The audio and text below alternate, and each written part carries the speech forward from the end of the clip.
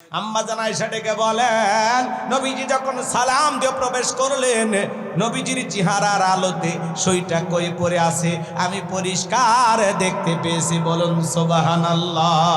পাইলে নিরালাই গো নবী, পাইলে নিরালাই, পাইলে নিরালাই গো নবী, পাইলে নিরালাই। দুই কদমে চুমু খাবো, দুই কদমে চুমু খাবো, চরণ ধুলি মাগবো গায়ে, পাইলে নিরালাই গো নবী, পাইলে নিরালাই। সরে কোন মারহাবা। আহা কেমন নবী পাইছি বাজান। নবীর শান মান মর্যাদা কত, যে নবী হা বললে তামাম পৃথিবীবাসীর জন্য আল্লাহ পাক হালালে পরিণত করে দেয়, যে নবী না বললে তামাম পৃথিবীবাসীর জন্য আল্লাহ পাক হারামে পরিণত করে দেয়। আসমানের চাঁদের দিকে ইশারা করলে চাঁদ দুই টুকরো হয়ে যায়, জমিনে পা তুললে মাওলা পাকের আরশে আজিমে পৌঁছে যায়। বলুন আল্লাহু আকবার। নবী যখন হেঁটে যেতেন আসমানের মেঘ এসে নবীকে ছায়া প্রদান করতেন, যে ওই নবীর চেহারার ওপরে মশা মাছি পরা হারাম। নবী যখন ঘেমে যেতেন আম্মা জানেরা নবীজির দেগের ঘামগুলো শিশির ভিতরে জমা রাখতেন। বিশেষ দিনে নবীজির দেগের ঘামগুলো সুগন্ধি হিসেবে ব্যবহার করা হতো। বলেন সুবহানাল্লাহ। নবীজি থুতু নিক্ষেপ করলে সেখান থেকে সুগন্ধি বের হয়ে যায়। নবীজি ওযু করলে ওযুর পানি দিয়ে সুগন্ধি বের হয়ে যায়। আল্লাহু আকবার। নবীজি রাস্তা দিয়ে হেঁটে যায়, ওই রাস্তা দিয়ে সুগন্ধি পাওয়া যায়। আরে কেমন নবী পাইছি, যেই ছাগলের স্তনে দুধ নাই নবী হাত লাগায় দিলে দুধে পরিপূর্ণ হয়ে যায়।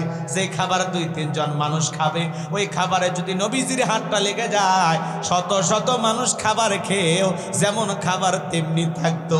যেই নবীর চেহারার দিকে তাকাইলে পেটের ক্ষুধা নিবারণ হয়ে যাইতো।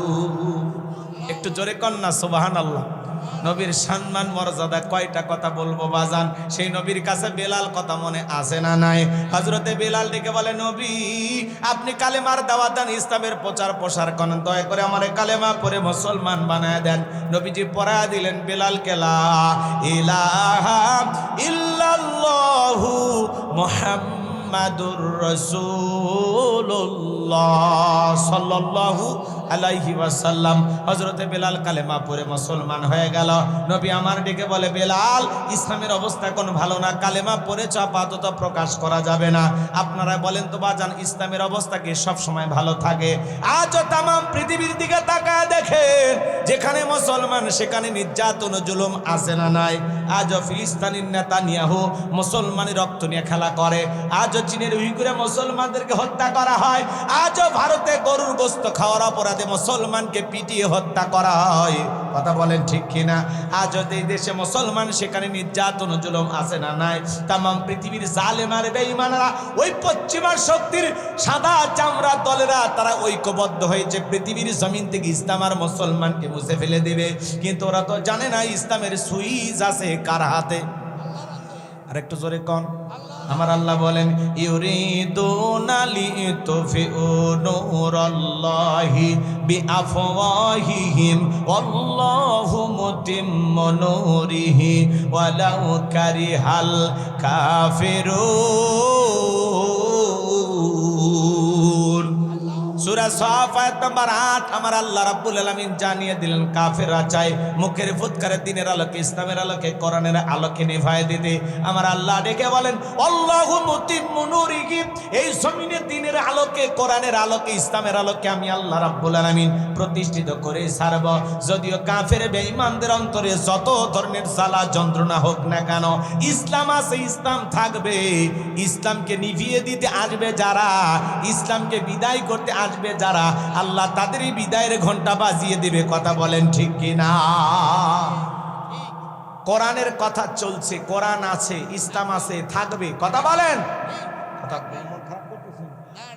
কোরআনের কথা চলবে সূর্য যত দিন জ্বলবে। ইসলাম ছিল, ইসলাম আছে, ইসলাম থাকবে। ইসলামকে বিদায় করতে আসবে যারা, আল্লাহ নমরুদ, ফিরাউন, আবু জাহেলের মতো তাদেরকে বিদায় করবে। কথা বলে ঠিক না? এদেশেও যারা মুসলমান রক্ত নিয়ে খেলা করেছিল, নিরীহ আলেমদেরকে শাপলা চত্বরে হত্যা করেছিল, আলেমদেরকে ধরে ধরে ফাঁসির দড়িতে ঝুলিয়েছিল, মিথ্যা মামলা হামলা দিয়ে এদেশের মানুষকে যারা জেলখানায় বন্দী করেছিল, ক্ষমতার চেয়ার তুইয়ে রান্না করা ভাত আল্লাহ খাইতে দেয়নি, কথা বলে ডেকে না। ইতিহাস ভুলে যাবেন না, সে আল্লাহ আজও আছে না নাই?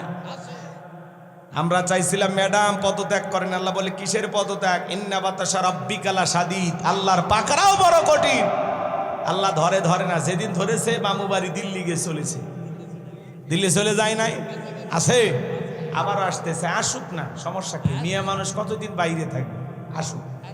রাগ করতেছেন আমার ভাইয়েরা, মন খারাপ করতেছেন মনে হয়। এ বাজান গো, আমার যারাই জুলুম করবে, মুসলমান রক্ত নিয়ে খেলা করবে, ওদের জীবনের পরিণতি কখনো ভালো হতে পারে না। কথা কি বুঝতে পারছেন? যত বড়ই ক্ষমতাধর হোক, পৃথিবীতে যেমন জায়গা হয় নাই, আজও যারা মুসলমানদের উপরে, ইমানদারদের উপরে, আল্লাহওয়ালাদের উপরে জুলুম করবে, মসজিদ মাদ্রাসাকে দেখে যারা নাক ছিটকাবে, যারা কোরআনওয়ালা ইসলামওয়ালাদেরকে পছন্দ করবে না, তাদের জায়গা পৃথিবীর জমিনে হবে না। কথা বলেন ঠিক কিনা? আমার ভাইয়েরা, হযরতে বেলালকে নবী আমার ডেকে বলে, বেলাল ইসলামের অবস্থা ভালো না, কালেমা পড়ে আপাতত প্রকাশ করা যাবে না। বেলাল ডেকে বলে, নবী গো, আমার জীবনের কোনো দাম নাই।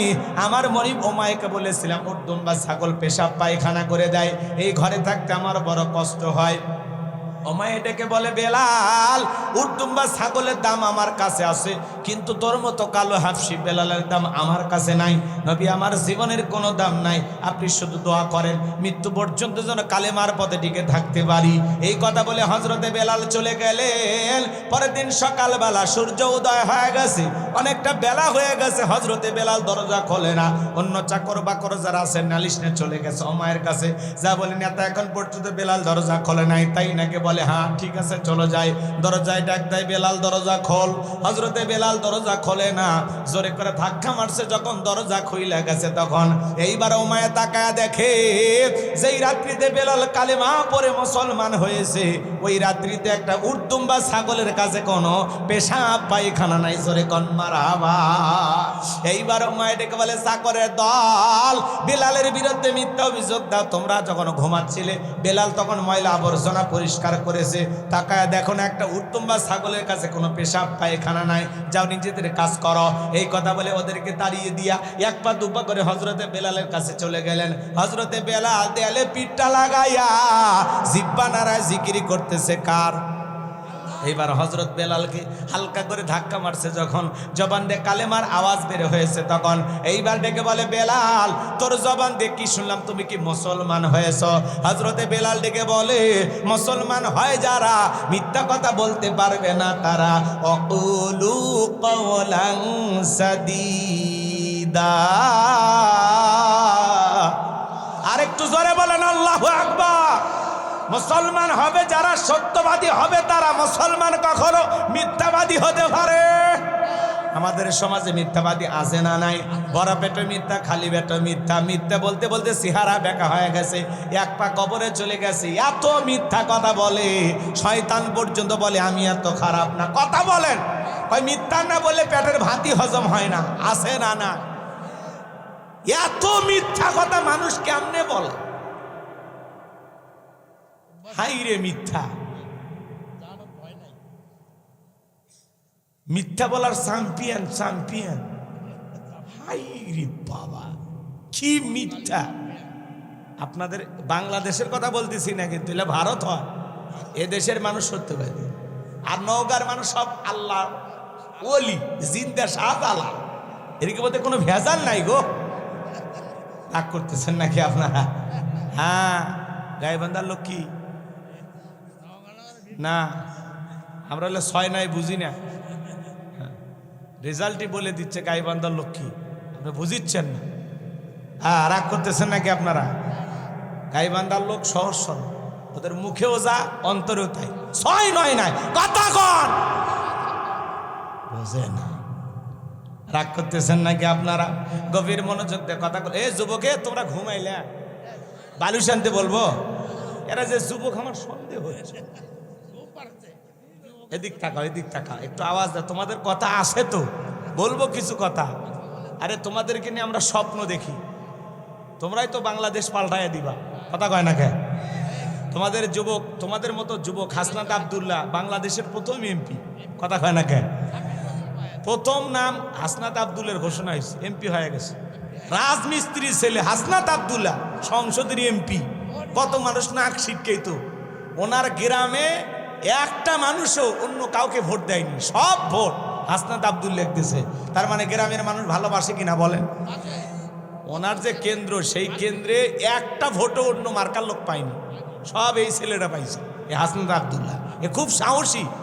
ও বলতেছে এই 5 বছর আমার কোনো আত্মীয় স্বজন নাই। তার মানে কি বুঝতেছেন? যে আত্মীয়তার দোহাই দিয়ে যে আমার কাছ থেকে সুযোগ সুবিধা নিবা, ওই চান্স নাই। ছেলেটা দেখছেন কি ঘোষণা দিছে হাসনাত আব্দুল্লাহ, বলতেছে আগামী 5 বছর আমার কোনো আত্মীয় স্বজন নাই। মারহাবা কর। তো ভাইকে বলবো, ভাই ইসলামের দৃষ্টিকোণ থেকে ওই বিষয়টা মাথায় রাখবে। আত্মীয়তার সম্পর্ক ছিন্ন করা হারাম, এটা মাথায় রাখা লাগবে। কিন্তু উনি হয়তো ওই সূত্রে বলেনি, উনি বলতেছে কি আপাতত আত্মীয়তার দোহাই দিয়া সুযোগ সুবিধা নেবেন, এই চান্স নাই, এইটাই বুঝাইতেছে। কথা কি বুঝতে পারতেছেন? আর বুঝানোর অর্থ কিন্তু এইটা, ছেলেটা বাঘের বাচ্চা, পুরো দেহ কলিজা, কথা কন ঠিক কিনা? আল্লাহ এই যুবকদের হাতেই বাংলাদেশ যেহেতু সামনের দিকে এগিয়ে যাচ্ছে, যুবকেরা যদি জেগে থাকে পথ হারাবে না বাংলাদেশ, কথা বলে ঠিক না? আর একটা যুবক নাহিদ ইসলাম, ওনার বাসাতে আজকে নবনির্বাচিত রাষ্ট্রনায়ক জনাব তারেক রহমান ওনার বাসাতেও গেছেন। নাহিদ ইসলাম ওনাকে ফুলের তোড়া দিয়ে শুভেচ্ছা দিয়েছেন।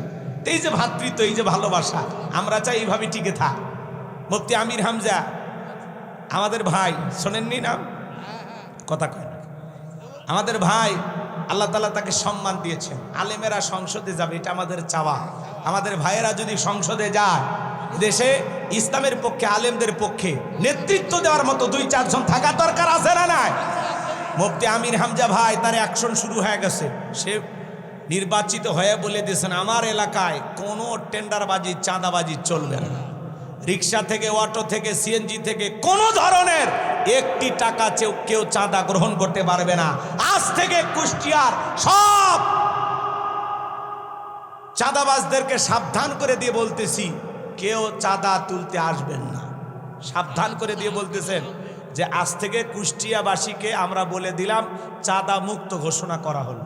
এই যে একটা সাহস, কথা বলেন। উনি বলতেছে আমরা নিজেরা অন্যায় করব না, মানুষকে অন্যায় করতে দেব না। মুফতি আমির হামজা ভাই ফেসবুকে পোস্ট করে বলেছেন, আমার বাবাও যদি অন্যায় করে তাকেও আমি ছাড় দেব না। আল্লাহু আকবার।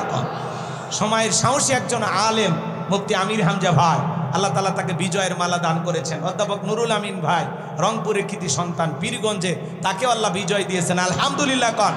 উনি ওনার পোস্টে লিখেছেন যে পীরগঞ্জবাসী আপনারা পরামর্শ দেন, কেমনে পীরগঞ্জটা চালাবো, আপনারা পরামর্শ দেন। মারহাবা কন। শুধু দুঃখ আমাদের মামুনুল হক সাহেবকে নিয়ে থাকলো। আল্লাহ মামুনুল হক, আল্লাহ যেন তাকেও কবুল করেন, চলে বলেন আমি। 2-4 জন আলেম গেলে সংসদ মরে উঠবে। হ্যাঁ, কথা কন ঠিক না?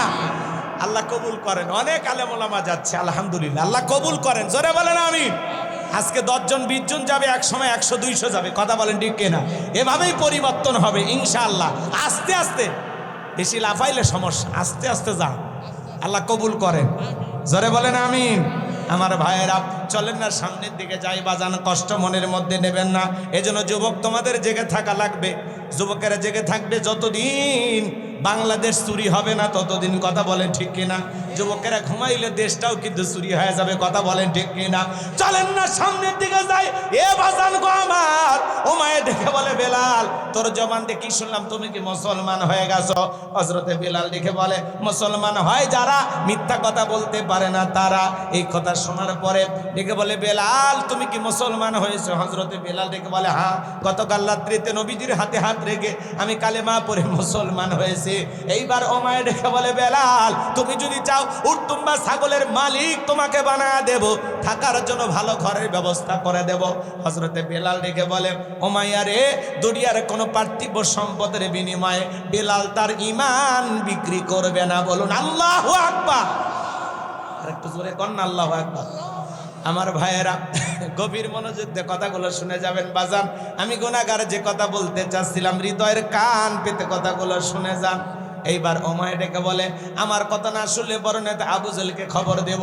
হযরতে বেলাল ডেকে বলে কোন বড় নেতা ছোট নেতা এখন কাউকে গোনার টাইম নাই, আমি দুনিয়ার কোন আবু জেলকে ভয় করি না, আমি ভয় করি আমার আল্লাহকে। বলুন আল্লাহু আকবার।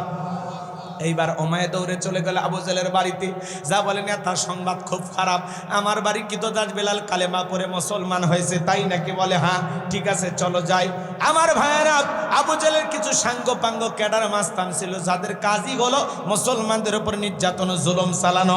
আজও তাম পৃথিবীর দিকে তাকায় দেখবেন জালেমদের বিশেষ একটা বাহিনী থাকে যাদের কাজই হলো টুপিওয়ালা দাড়িওয়ালা ইমানদার আল্লাহওয়ালাদের উপর নির্যাতন জুলুম চালানো। কথা বলেন ঠিক কিনা?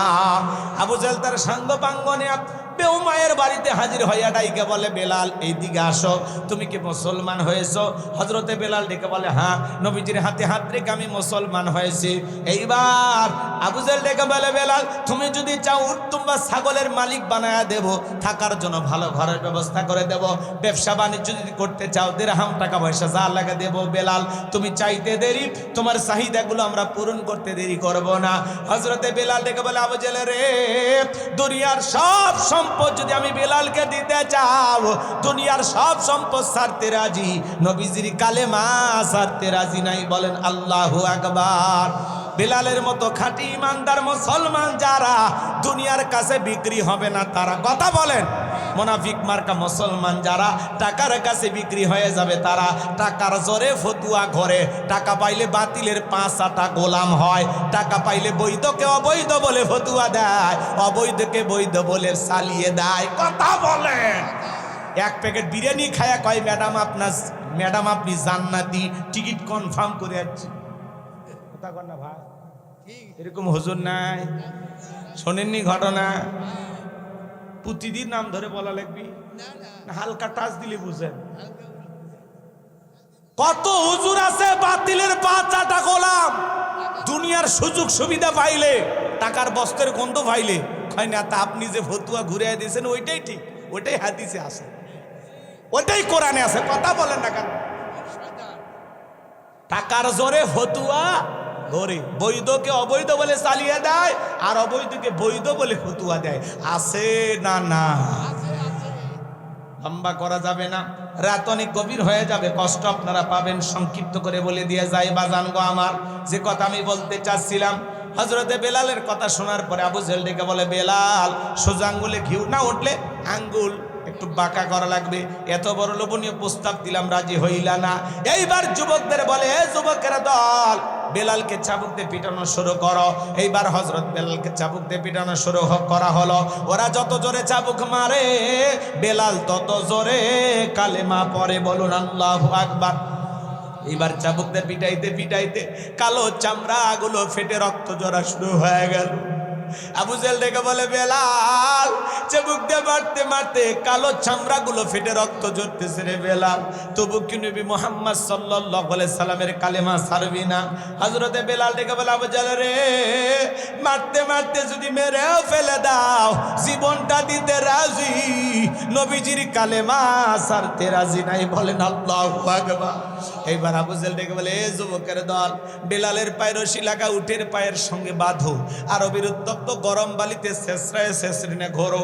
আরবের বালিগুলো এত গরম বাজান, চাল দিলে মুড়ি হয়ে যায়। এই উত্তপ্ত গরম বালিতে বেলালকে শেষরাইয়া শেষরিনে ঘোরা গেলো, বাবলা গাছের কাঁটাগুলো জিব্বার ভিতরে পেরেকের মতো মারা গেল। বিকেল বেলা নিয়ে আসে ডেকে বলা বেলাল, চাবুক দিয়ে পিটাইলাম, পায়ে রশি লাগাইয়া নিয়ে ঘুরলাম, এত নির্যাতন জুলুম করা হলো রে বেলাল, তবু কি নবী মুহাম্মদ সাল্লাল্লাহু আলাইহি সাল্লামের কালেমা ছাড়বি না? হযরতে বেলাল ডেকে বলে আবু জেল রে, মারতে মারতে যদি মেরেও ফেলে দাও, বেলালের নিঃশ্বাস থাকবে যতদিন, বেলাল কালেমার পথে টিকে থাকবে ততদিন। একটু জোরে বলেন না আল্লাহু আকবার। আমার দরদের ভাইরা, এইবার আবু জেল ডেকে বলে এ যুবকের দল, বড় একটা পাথর নিয়ে আসে বেলালের বুকের উপরে চাপায়া দাও। বিশাল বড় একটা পাথর নিয়ে আসে হযরতে বেলালের বুকের উপরে চাপায়া দেওয়া হলো। আবু জেহেল মনে করলো পাথরের চাপার আঘাতে বেলাল মারা যাবে। এই কথা ভেবে কাফেররা চলে গেল। হাত বাঁধা পা বাঁধা রক্তাক্ত জিহ্বাটা নাড়াইয়া বুকের উপরে বিশাল বড় পাথর নিয়া হযরতে বেলাল তবুও জিকির করতেছে। কাম ও নওগাঁর মুসলমানেরা, আপনাকে আমাকে জিকির করার জন্য কেউ মারে না, ফেটে না, ধমক দেয়, কপাল পরে আল্লাহর জিকির করি না। হাদিস শরীফের ভিতরে আসছে বাজার নবীজি আমার বলেছেন, যার জিহ্বাটা আল্লাহর জিকিরে তরু তাজা থাকবে, আল্লাহর জিকিরে ভিজা থাকবে, ওই জিহ্বাওয়ালা মানুষ কোনোদিন জাহান্নামের আগুনে জ্বলবে না। বলুন সুবহানাল্লাহ। ফাযকুরুনি আযকুরুকুম ওয়াশকুরুলি ওয়ালা তাকফুরুন। বান্দারে তোমরা আমাকে স্মরণ করো, আমি আল্লাহ তোমাকে স্মরণ করব। কৃতজ্ঞতা প্রকাশ করো, অকৃতজ্ঞ হয়েও না। তাহলে সব সময় জবানে জিকির চালু রাখতে হবে। কার? মাঠে ময়দানে কাজ করতে করতে আল্লাহর জিকির করা যায়, ব্যবসা বাণিজ্য করতে করতে আল্লাহর জিকির করা যায়, অফিস আদালতে বসে বসে আল্লাহর জিকির করা যায়, রাস্তা দিয়ে হাঁটতে হাঁটতে আল্লাহর জিকির করা যায়। এ বাজান জিকির করার জন্য আলাদা সময় লাগে না, সব সময় জবানে জিকির চালু রাখবেন। সুবহানাল্লাহ, আলহামদুলিল্লাহ, লা ইলাহা ইল্লাল্লাহ, আল্লাহু আকবার, সুবহানাল্লাহি ওয়া বিহামদিহি, সুবহানাল্লাহিল আযীম। আল্লাহু আকবার। মা বোন যারা আবার শুনতেছেন, মাসে কয়েকদিন আপনারা অসুস্থ থাকেন, যে সময় নামাজ পড়া নিষেধ, ওই সময়গুলোতে আপনারা বেশি বেশি জিকির করবেন। জিকির করতে কোনো বাধা নিষেধ নাই। ও মা বোনেরা, আপনারা ওই সময়গুলোতে বেশি বেশি করে জিকির করবেন। মা নবীর এক নরম সাহাবী, সহজ সরল সাহাবী, ডেকে বলেন, হুজুর ইসলামের এত বিধি বিধান আমার মনে থাকে না, সহজ কোনো আমল আমারে দেন। নবী ডেকে বলে, আমার সাহাবী শুনে নাও, জেনে নাও, সবসময় আল্লাহর জিকিরে যদি জিহ্বাটা তরু তাজা রাখতে পারো, আল্লাহর জিকিরে যদি জিহ্বাটা ভিজে রাখতে পারো, এই জিকির তোমাকে জান্নাতে পৌঁছায় দেবে। বলুন সুবহানাল্লাহ। কেউ যদি রাতের বেলায় ঘুমানোর আগে জিকির করতেছে, সুবহানাল্লাহ সুবহানাল্লাহ, আল্লাহর জিকির করতেছে, হঠাৎ করে যে চোখের মধ্যে ঘুমটা চলে আসে, আমার আল্লাহ বলে, আমার ফেরেশতারা আমার বান্দা সারা রাত জায়গা জায়গা জিকির করলে যে সব হয়, আমার বান্দার আমল নামায় সেই সব লেখা দাও। বলুন সুবহানাল্লাহ। এ বাজান গো আমার, এই জন্য কৃপণতা করবেন না, জিকির করবেন। জিকির করলে অন্তরটা তরু তাজা থাকে, জিকির করলে দিলটা পরিষ্কার থাকে, জিকির করলে অন্তরটা নরম থাকে, জিকিরকারী বান্দার ভিতরে অহংকার থাকে না। আমি যে কথা বলতে চাচ্ছিলাম বাজান, হযরতে বেলাল রক্তাক্ত জিহ্বাটা নাড়াই আল্লাহর জিকির করে আর ডেকে বলেন, আল্লাহ তুমি তো সেই আল্লাহ, ইব্রাহিমের জন্য যদি নমরুদের আগুনকে ফুলের বাগান বানায় দিতে পারো, ও আল্লাহ তুমি কি পারো না বেলালের বুকের পাথরটাকে তুলার মতো নরম বানায় দিতে? আমার বুকের উপরে পাথর থাকার কারণে তোমার মতো মালিকের জিকির করতে বড় কষ্ট হয়। ও আল্লাহ তুমি কি পারো না বেলালের বুকের পাথরটাকে তুলার মতো নরম বানায় দিতে? হযরতে বেলাল দোয়া করতে দেরি, আসমানের মালিক আল্লাহ দোয়া কবুল করতে দেরি করে নাই। বেলালের বুকের পাথরটাকে আমার আল্লাহ তুলার মতো নরম বানিয়ে দিয়েছেন। বলুন সুবহানাল্লাহ। আশিকে রাসূল বেলাল, নবীর পাগল বেলাল, নবীকে কতটা ভালোবাসতেন জানেন? ও নওগাঁর মানুষেরা শুনে যান, নবী যখন মক্কা নগরীতে পথ চলতো, বেলাল একবার ডানে যায় একবার বামে যায়। নবী ডেকে বলে, বেলাল একবার ডানে যাও একবার বামে যাও, ব্যাপারটা বুঝি না। হযরতে বেলাল ডেকে বলে, নবী গো, আপনি কালেমার দাওয়াত, ইসলামের প্রচার প্রসার করেন, এই কাফেরাগুলো আপনার শত্রু, আপনাকে টার্গেট করে যদি ডান থেকে তীর নিক্ষেপ করে গো নবী, ওই তীরটা যেন সর্বপ্রথম আমি বেলালের বুকের ভিতরে ঢোকে, আবার বাম দিকে যাই। মনে মনে ভাবি, ওরা যদি বাম থেকে তীর নিক্ষেপ করে, ওই তীরটা যেন সর্বপ্রথম আমি বেলালের বুকের ভিতরে ঢোকে। আমি বেলাল মারা গেলে ইসলামের ক্ষতি হবে না, আপনি নবী মারা গেলে ইসলাম আর মাথা উঁচু করে সামনের দিকে দাঁড়াতে পারবে না। বলুন আল্লাহু আকবার। আর একটু জোরে বলেন আল্লাহু আকবার। কতটা আশিক রাসূল ছিলেন, নবীকে কতটা মহাব্বত করতেন, ভালোবাসতেন জানেন? নবী যেদিন ইন্তেকাল করেছিলেন, হযরতে বেলাল ছোট্ট বাচ্চার মতো ফুপিয়ে ফুপিয়ে কান্না করে। সাহাবীরা বলে, ভাই বেলাল এত কান্না করবেন না, আপনি থেমে যান, একটু শান্ত হন। হযরতে বেলাল ডেকে বলেন, না আমি আর কোনোদিন আজান দেব না, আমি আজান দেওয়ার পরে নবীজি ইমামতির মুসল্লায় দাঁড়াবে না, আমি বেলাল আর কোনোদিন আজান দেব না। এই কথা বলে আর ছোট্ট বাচ্চার মতো ফুপিয়ে ফুপিয়ে কান্না করে, আর বলে আমি মদিনায় থাকবো না, আমি মদিনায় থাকলে পাগল হয়ে যাব। নবীজি সোমবারে তিনি ইন্তেকাল করলেন।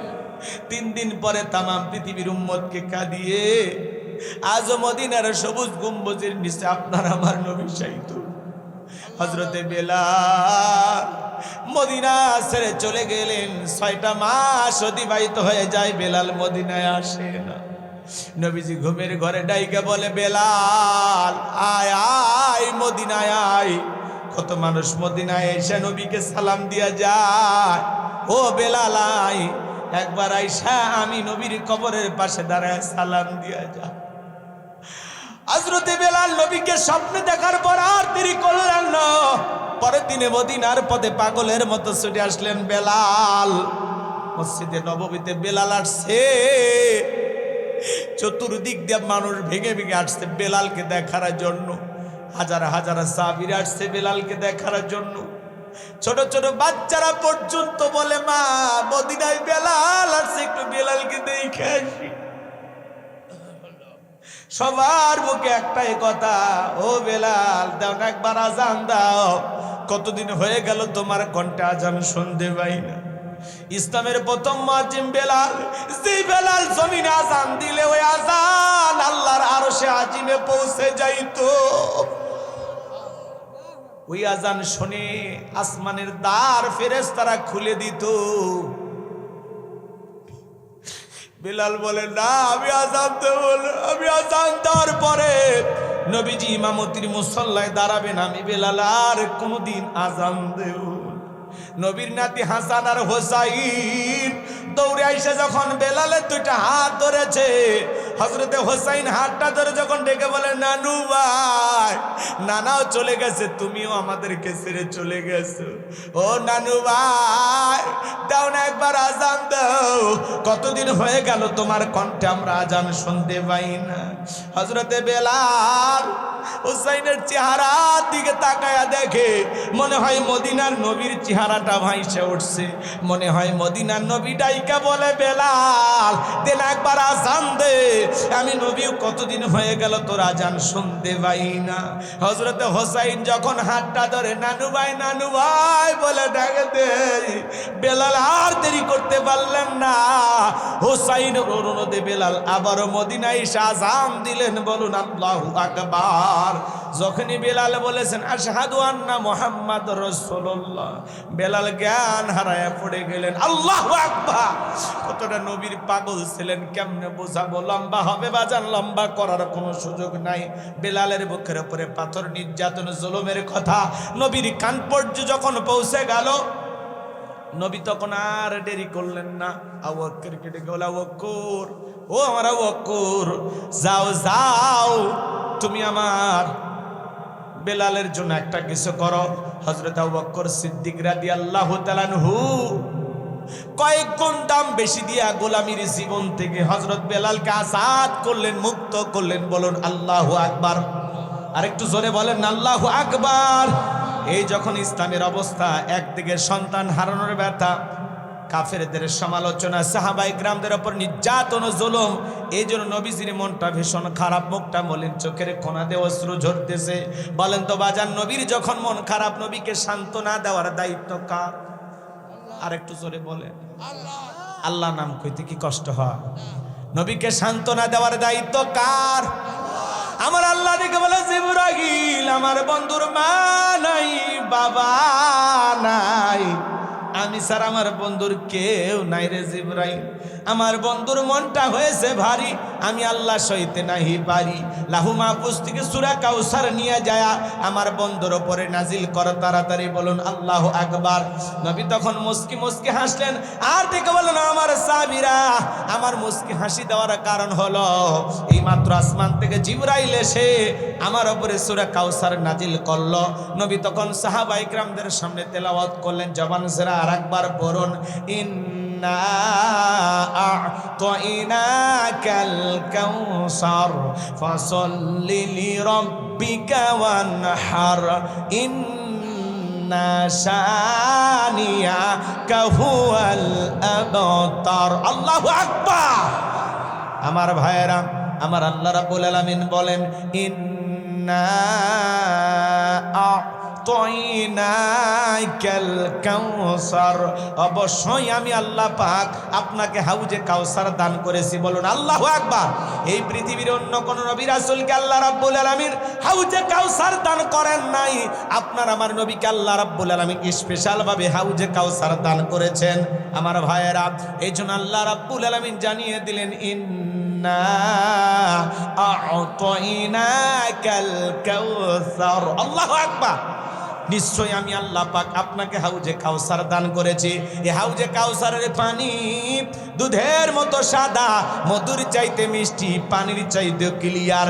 ওই কঠিন কিয়ামতের ময়দানে যেদিন বিচার দিবস কায়েম হয়ে যাবে, ওই বিচার দিবসের একদিন হবে 50,000 বছরের সমান।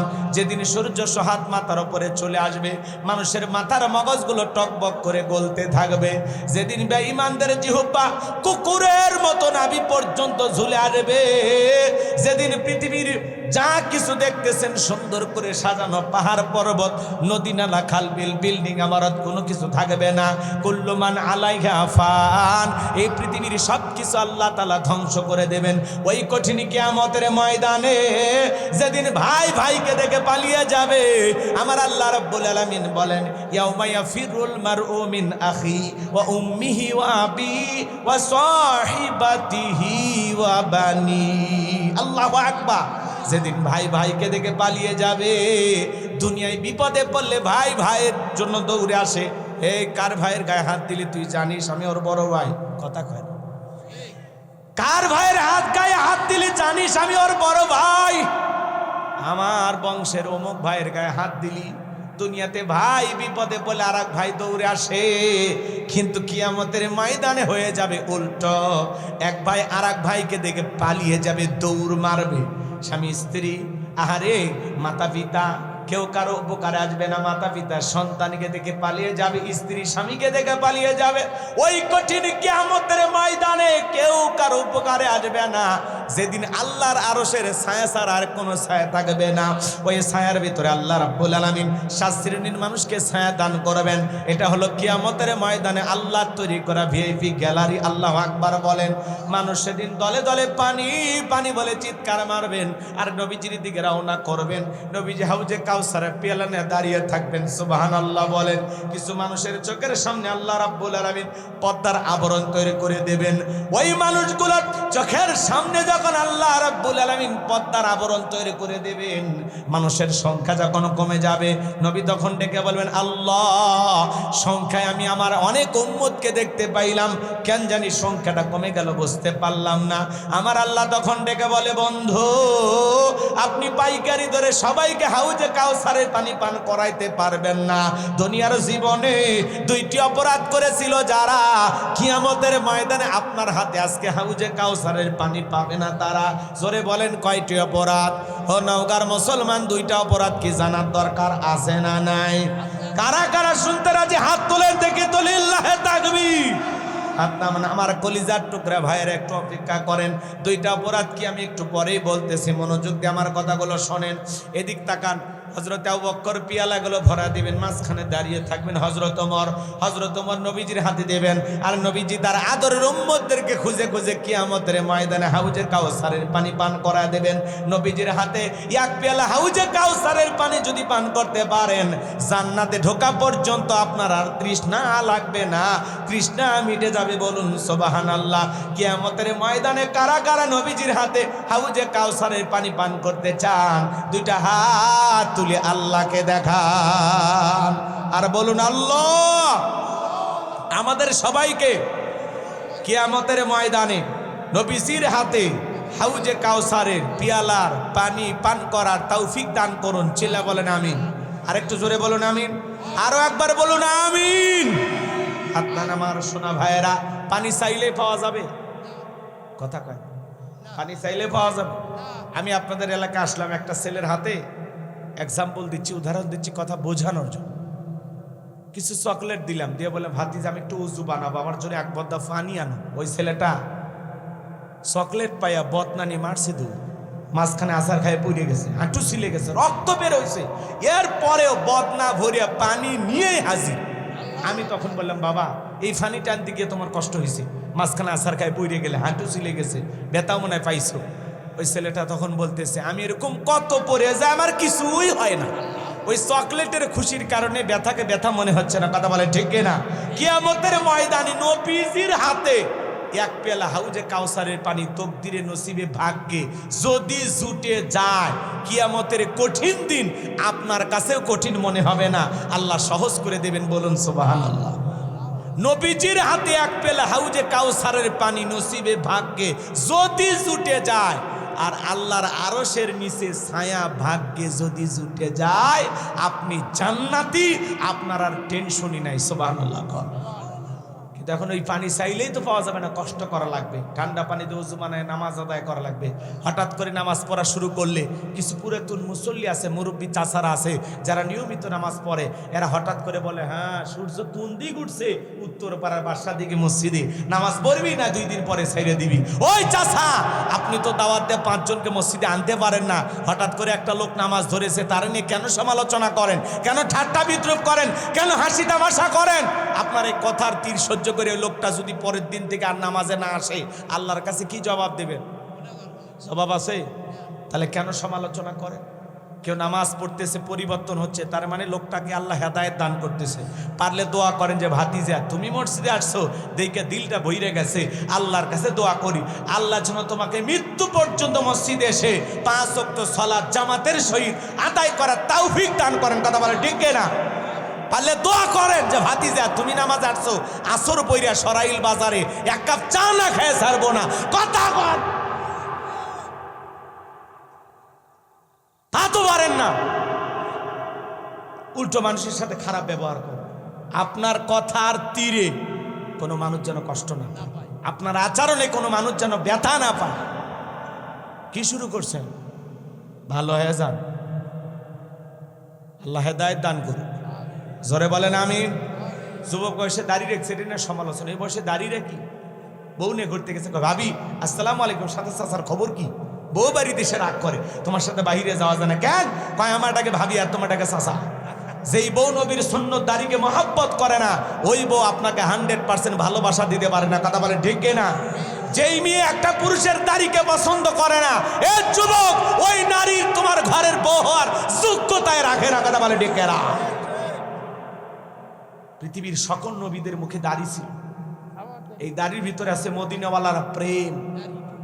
দাড়ি রাখলে পুরুষকে পুরুষের মতো লাগে, দাড়ি ছাড়া পুরুষকে, মহিলারও দাড়ি নাই পুরুষেরও দাড়ি নাই। হইল কথা কোন হইল? রাগ করতেছেন আপনারা, বিরক্ত হবেন না। এই আপনাদের নওগাঁ থেকে মাঝে মাঝে ঢাকায় যান না, এক্সাম্পল দিচ্ছি কথা বোঝানোর জন্য, রাগ কইরেন না। হানিফ গাড়িতে চড়ছেন, এরা তো ব্রেক ধরে কম, কথা বোঝেন নাই? আল্লাহ না করুক যমুনা সেতুতে যাওয়ার আগে বাস ট্রাক মুখোমুখি সংঘর্ষ, দুনিয়ার থেকে আপনি বিদায়, ইন্না লিল্লাহি ওয়া ইন্না ইলাইহি রাজিউন। আপনি মারা গেছেন, পকেটে টুপিও নাই, মুখে দাড়িও নাই। এখন চিনবে কেমনে এটা মুসলমান না অমুসলিম? কেমনে চিনবে? হয় চেন খোলা লাগবে, না হলে লুঙ্গি তোলা লাগবে। কথা বলেন ঠিক কিনা? কথা কয় না। পকেটে টুপি বা মুখে দাড়ি থাকলে বোঝা যাবে এটা মুসলমানের সন্তান, কিন্তু দাড়িও নাই, টুপিও নাই। মানুষ তখন মরার পরে ইজ্জত খুলে দেখবে মাথা কাটান আছে না নাই। কথা কন ঠিক না? এই জন্য বাঁচতে হলে জানতে হবে। এক কথা কয় না কেন? রাগ করতেছেন আপনারা? দাড়ি রাখেন ভাই, দাড়িটা ছেড়ে দেন, ভাল লাগবে গো। কথা কেন? সামনে রমজান, নিয়ত করেন। কথা কেন? নিয়ত করেন যে রমজান এসে গেছে। হুজুর রমজানে 2 দিন আগে বয়ান করতে আসছে। আল্লাহ চাইলে 18 রমাদান, মানে এই যে 18 তারিখ থেকে হয়তো বা তারাবি পড়া লাগতে পারে, 19শে ফেব্রুয়ারি হতে পারে প্রথম রোজা। রমজান আমাদের হাতছানিতে ডাকতেছে, এই তো এসে গেছে একেবারে ঘরের দুয়ারে। কথা বলেন, গুনাহ মাফের মাস রমাদান, রহমত মাগফিরাত নাজাতে ভরা রমাদান আমাদের কাছে আসছে। কথা কয় না কেন? আচ্ছা চাচা, এই চাচা কি হয়েছে গো? ও চাচা, 12টা পার হয়ে গেছে, 2-1 চাচা অস্থির হয়ে গেছে। চাচি কি মিস কল দিচ্ছে নাকি? হ্যাঁ, কোন পেশা, কিসের পেশাব? আধা ঘন্টার মধ্যে পেশাব। নিয়ত করেন আধা ঘন্টায় উঠবেন না। কষ্ট হচ্ছে? আমার কথাকে বিরক্ত হচ্ছেন? খারাপ লাগতেছে? তাহলে যুবক, এই রমজান যেন আমাদেরকে পরিবর্তন করায় দেয়। এরকম একটা রমাদান দরকার আছে না নাই? রমজানের প্রস্তুতি নেওয়ার দরকার আছে না নাই? সিদ্ধান্ত নেন আমরা এই রমজানে খুবই গুরুত্বপূর্ণ কিছু আমল করব তো ইনশাআল্লাহ। কথা বলেন, করব তো ইনশাআল্লাহ। এই রমজানে আমরা স্পেশাল 27টি আমল করব। জোরে বলেন কয়টি? জোরে বলেন কয়টি? 27টি আমল করব। 1 নাম্বার রমজানের চাঁদ দেখা, 2 নাম্বার রমজানের রোজা রাখা। সিয়ামকে ফরজ করে দিয়েছেন কি? আমার আল্লাহ বলেন, ইয়া আইয়ুহাল্লাযীনা আমানু কুতিবা আলাইকুমুস সিয়ামু কামা কুতিবা আলাল্লাযীনা মিন ক্বাবলিকুম লাআল্লাকুম তাত্তাকুন।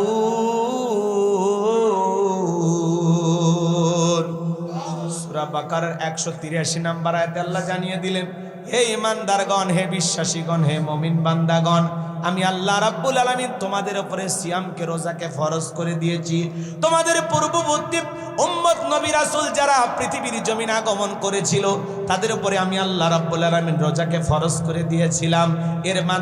এর মাধ্যমে যেন তোমরা লাআল্লাকুম তাত্তাকুন, তাকওয়া অর্জন করতে পারো, পরহেজগারিতা অর্জন করতে পারো, খোদাভীতি অর্জন করতে পারো। রমজান আপনাকে আমাকে পরিবর্তন করার জন্য আল্লাহ তাআলা দিয়েছেন। 12টি মাসের মধ্যে স্পেশাল মাসের নাম হলো রমাদান। কথা বলেন ঠিক কিনা? আমার পূর্বে যে বক্তা আলোচনা করেছেন সেই বক্তা আপনাদেরকে সামান্য হলে কিছু ধারণা দিয়েছেন। কষ্ট হচ্ছে আপনাদের? তাহলে রমজান মাসের স্পেশাল আমল হলো রমজানে রোজা রাখা। সিয়াম পালন করব তো ইনশাআল্লাহ। আমাদেরকে আল্লাহ তাআলা 12টি মাসের মধ্যে একটি মাস রমাদান দিয়েছেন। এই রমজানের প্রত্যেকটি সিয়াম আমরা সঠিকভাবে পালন করব, সুস্থতার সহিত। আল্লাহ তৌফিক দান করেন। জোরে বলেন আমিন। 3 নাম্বার হলো তারাবির নামাজ আদায় করব ইনশাআল্লাহ। 4 নাম্বার হলো সাহারি খাওয়া। কি খাওয়া? 5 নাম্বার হলো দেরিতে সাহারি খাওয়া। সাহারি যখন খাবেন, যেটাকে সিহারি বলেন আপনারা, কথা বুঝলেন না? এই সাহারিটা একটু দেরিতে খাবেন। খাবো তো ইনশাআল্লাহ। এরপরে 6 নাম্বার ইফতার করা। 7 নাম্বার ইফতার তাড়াতাড়ি করা। 8 নাম্বার ইফতারের সময় দোয়া করা। 9 নাম্বার ইফতার ও সাহারিতে খেজুর খাওয়া। আল্লাহ রাব্বুল আলামিন যেন সহজ করে দেন, দামটা যেন হাতের নাগালে থাকে, আল্লাহ কবুল করেন। ইফতার এবং সাহারিতে খেজুর খাওয়া সুন্নত। এই আমল চালু থাকবে তো ইনশাআল্লাহ। 10 নাম্বার রোজা অবস্থায় বেশি বেশি দোয়া করতে থাকা। 11 নাম্বার সকল প্রকার গুনাহ বর্জন করা। 12 নাম্বার ঝগড়া পরিহার করা। 13 নাম্বার মিথ্যা ত্যাগ করা। 14 নাম্বার বেশি বেশি ভালো কাজ করা। 15 নাম্বার বেশি বেশি ইস্তেগফার করা। 16 নাম্বার মিসওয়াক করা। 17 নাম্বার উমরা করা। যাদের টাকা আছে, হাজী সাহেব হয়েছেন, রমজানের উমরা করতে যাবেন। রমজানে উমরা করা মানে হজের সমতুল্য। সুবহানাল্লাহ বলবেন না? রাসূল বলেছেন যে রমজানে উমরা করলে সেজন্য আমার সাথে হজ করো। আল্লাহু আকবার বলবেন না? আমরা আমল করব ইনশাআল্লাহ। 18 নাম্বার তাহাজ্জুদ পড়া ও দোয়া করা। 19 নাম্বার রোজাদারকে ইফতার করানো। 20 নাম্বার বেশি বেশি সাদাকা করা। 21 নাম্বার শেষের দশকে বেশি বেশি ইবাদত বندگی করা। 22 নাম্বার শেষের দশকে লাইলাতুল কদর তালাশ করা। 23 নাম্বার রমজানের শেষ দশকে লাইলাতুল কদরে দোয়া করা, 24 নাম্বার সাদাকাতুল ফিতর আদায় করা, 25 নাম্বার কোরআন তেলাওয়াত বেশি বেশি করা, 26 নাম্বার অন্যকে কোরআন শোনানো, 27 নাম্বার ইতিকাফ করা। আমরা এই রমজানে স্পেশাল 27টি আমল করব তো ইনশাআল্লাহ। আল্লাহ তৌফিক দান করুন, জোরে বলুন আমিন। সময় সংক্ষিপ্ত জন্য অল্প করে বললাম বাজান গো আমার। তাহলে হাউজে কাউসারের পানি পান করতে গেলে এমনি চাইলেই পাওয়া যাবে না। হাউজে কাউসারের পানি নবীজির হাতে যদি পান করতে চান 2টি কাজ করতে হবে। আঙ্গুল তুলে বলেন তো কয়টি কাজ? একটু জোরে বলেন কয়টি? আরো জোরে। মিছিল করে শক্তি কমে গেছে না? হ্যাঁ, বলে হুজুর এতদিন রিজার্ভে যা শক্তি ছিল কয়েকদিন মিছিল করে একেবারে শেষ হয়ে গেছে। হাউজে কাউসারের পানি পান করতে গেলে 2টি কাজ, আল্লাহ সেটা 2 নাম্বার হাতে জানিয়ে দিলেন। ফাসল্লিলি রাব্বিকা ওয়ানহার, বলুন ফাসল্লিলি রাব্বিকা ওয়ানহার। 1 নাম্বার হলো ফাসল্লিলি রাব্বিকা, রবির উদ্দেশ্যে সালাত, নামাজ হবে একমাত্র কার জন্য? কুলিন্না সালাতি ওয়া নুসুকি ওয়া মাহইয়ায়া ওয়া মামাতি লিল্লাহি রাব্বিল আলামিন।